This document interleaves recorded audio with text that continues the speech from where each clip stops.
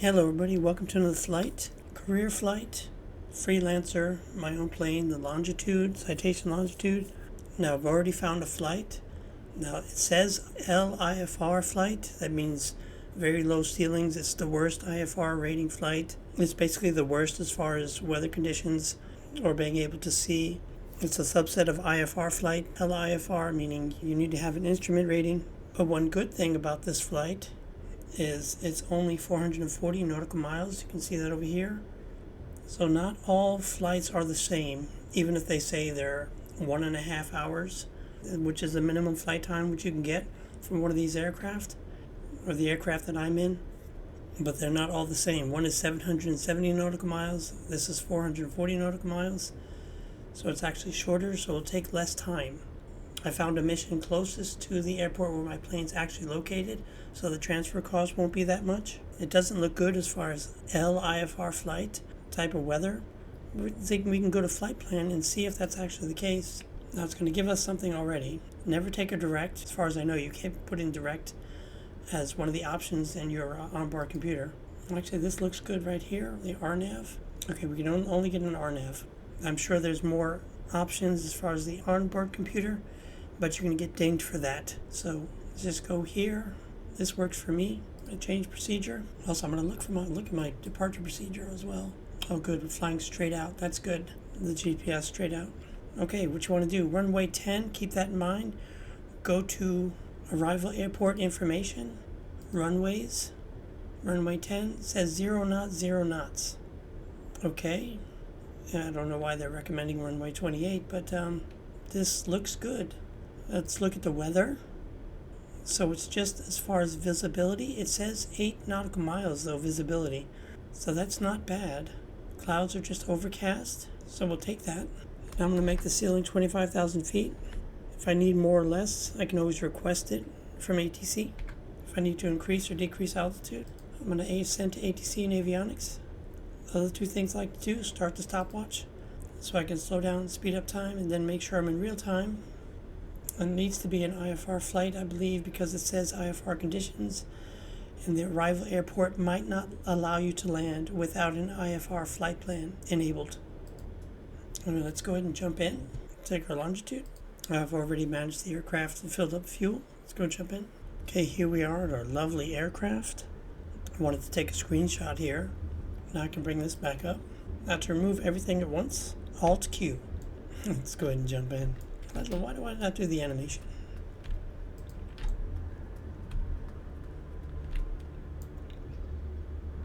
Let's request boarding.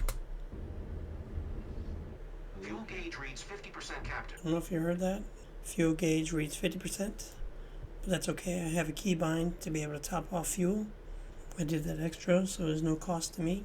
Anyway, start at the aircraft, shift 7. Standby power on, batteries on. Want to make sure the two outside mains are on. Everything in between is on normal. Bus tie is open. Batteries on. Shift 9. Emergency lights on. Recognition is like a beacon, so let everybody know we're turning on the aircraft. While we're here, we can turn on seat belts and pack safety, since we're going to take off.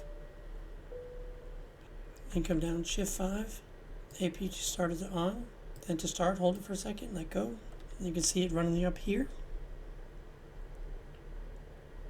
It's going to take a little while to run up all the way.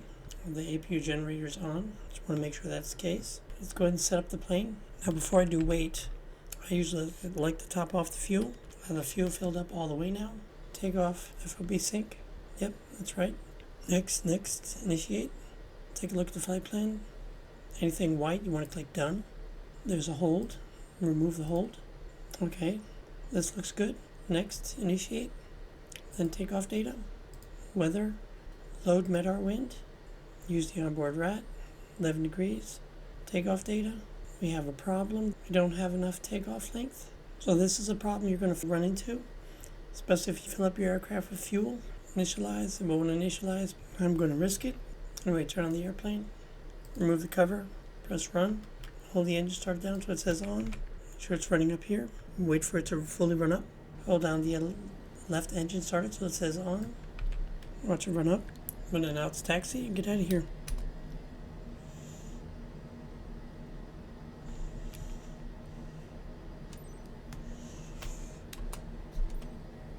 Let's go ahead and set up autopilot suite. I'd like to set this to 25,000. Ride level change. Then the heading bug to line up with the GPS line. I'm going to click heading bug. We have heading bug enabled, flight level change enabled at 25,000 feet. The only other thing I want to do, I want to click this to manual, set it to about 200 knots. It helps, it gives you a better turn rate. So we want to keep it at a lower speed. So you want to keep it below 250 knots, 200 knots. Now you have to have a keybind for this as well.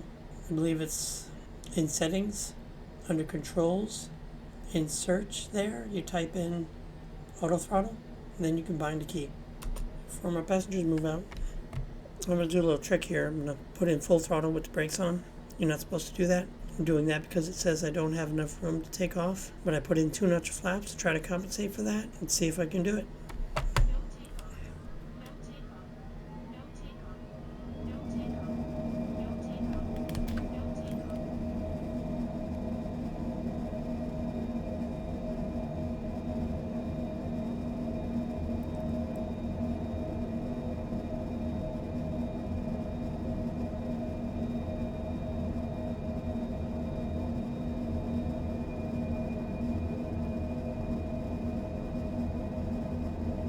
V1, rotate, above 180 knots, take out 1 notch flaps. I'm going to go ahead and click autopilot. 2 miles southeast of Kilo Foxtrot, Oscar Delta, 2400. Request flight following. Then I'm going to tweak the heading bug so it lines up with the GPS mode. You can see that here, line up with his here. Then you want to enable navigation mode. FMS is on standby. We're in heading mode. Once we get close enough to the FMS line, it'll switch over all by itself and we'll follow the FMS to the airport. If I right click the heading bug, you can see we're heading towards the FMS line. You can see here, as we get close enough to it, it'll automatically switch over from heading bug to FMS mode, and we follow the FMS to the airport. Since I'm coming up to clouds, I'm going to enable ice protection. That was shift 8. Anyway, I'm above 10,000 feet, so I'm going to go all the way to 310 knots. You can see that's been enabled here, 310 knots. And then click your bind key. Auto throttle is enabled. It's in a climb at 310 knots. And it automatically switched over to FMS mode because we were heading towards the FMS line using the heading bug. It automatically switched over. It's now following the FMS line to the airport. Okay, we'll see what flight altitude. Whenever this is blinking in this particular aircraft, right click the barometric pressure, set to standard baro. Once you've reached a certain altitude, I'm going to turn off seatbelt signs. I'm going to turn on anti-collision, tail flood. I should have done all this before taking off. Anyway, since we're at flight altitude here, I want to look over here. Flight plan. Just before the runway, we need to be at about 1,700 feet. I'll make it 1,600. You're supposed to round up, but I'm going to round down. Let's just give me more time to get down. 1,600 altitude. Vertical navigation mode enabled. We should have a top of descent, and we do have a top of descent. You can see it right here. Once we've reached top of descent, the autopilot will take us down just in time to hopefully intercept the glide path for the RNAV without us having to do anything. Okay, we'll see you at top of descent. So there's apparently a step I missed. I never turned off the APU. APU off. Shift 7. Turn the APU generator off. So basically I had the engines and the APU on. We all missed steps. Okay, we'll see you at top descent. So again, I messed up on this flight. I forgot to turn on the lights. I forgot to turn off the APU. And I didn't communicate to ATC in time for my IFR flight. Okay, we'll see you at top descent. I'm not in the clouds anymore. I'm going to keep the pitot heat on and the engine eye protection on always when we're at altitude. You can cancel IFR. Continue VFR to your destination. See here, we're getting close to top of descent. It's moved out because we moved down in altitude. Our next waypoint will be our ILS transition waypoint. So you want to click approach, click activate approach. You gotta always remember to do that. We're going to be moving into some cloud cover here. So we enable ice protection. Now what I like to do just before reaching top of descent here is I'm going to go ahead and lower my speed to below 250 knots. Once we reach below, I believe, 10,000 feet, there's a 250 knot flight restriction. So we'll pull it back to all the way to 240. See if we start coming down. No, we did not come down because we did not set the altitude back to 1600 feet. That's okay. When you hit flight level change, VNAV is still enabled. You should intercept the top of descent since we're going down. VPATH is still on standby, still in flight level change. So I've disabled flight level change, but we're still coming down. But it doesn't say that the VPATH has been enabled. It's still here on standby, but we are coming down. Now it's enabled VPATH, and we're still coming down. Let's do a check here. We have to be at 3,200 feet. Okay, I'm going to pull back the flight speed to 230. It changed to my flight speed all by itself. It shouldn't have done that. We're below 250 knots. I'm going to put in 1 notch flaps to help slow down the aircraft. Coming just before our transition waypoint, our RNAV transition. So I'm going to click approach. You can see the glide path is on standby. Here it is. We're here. It's here. Should intercept it. I'm going to slow down the speed again to 200 knots. Below 230 knots, we can put in 2nd notch flaps. All the flap speeds you need. See, 2 notch flaps, 230 knots. Let's go ahead and enable that. We've intercepted the glide path. Autopilot will follow that down to the runway. Put the gear down. Slow down the aircraft again to 170. That's so we're just below 180 knots for 3rd notch flaps. Wait till we're below 180 knots. Put in full flaps. You can put in full flaps. Gear down, full flaps. Set. And slow down the speed again. 140.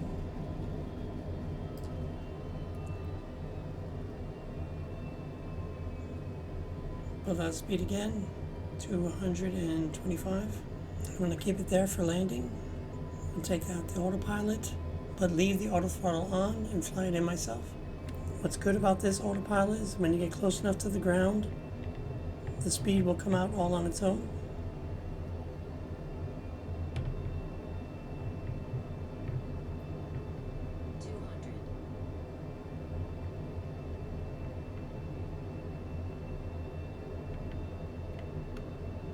As you get close enough to the runway, try to get as close to the runway as possible. 50, 40, 30. You can see the speed coming back. 10. This is gauge auto throttle. Auto throttle. Pull the speed back all the way. There we go. One good thing is the landing went well. I'm really in a hurry. Turn off standby power. Keep the batteries on for now. Shift 9. Turn everything off. Shift 8. Turn off all ice protection. And Shift 5. Turn off both engines. Shift 7. Turn off both batteries. And we're good to go. Let's see how we did. Well, we didn't get dinged for missing communications. Awesome. So you don't get dinged for missing the IFR call out for the IFR request. Good to know. Good. I get to keep my reputation intact. Not much money, but it was a very short flight. Only 400 nautical miles. Okay. I hope you enjoyed that. Even though it wasn't a picture perfect flight as far as not missing anything, it was still okay. So if you'd like to think about giving a like, think about subscribing. I'm a new channel and need all the help I can get. But if not, it's all love. Take care. We'll see you in the next one. Bye.